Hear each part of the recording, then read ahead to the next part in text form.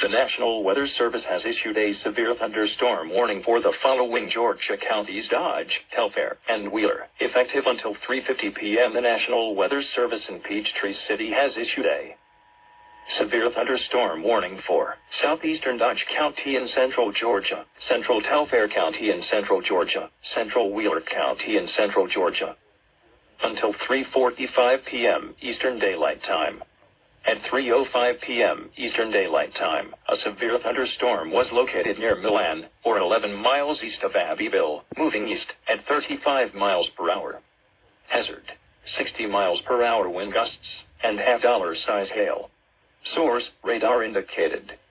Impact: hail damage to vehicles is expected. Expect wind damage to roofs, siding, and trees.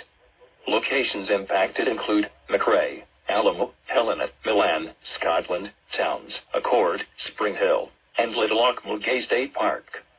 Precautionary/preparedness actions. For your protection, move to an interior room on the lowest floor of a building. If you see wind damage, hail, or flooding, wait until the storm has passed, and then call the National Weather Service toll-free at 1-866-763-4466, or tweet us your report at NWSATLANDA.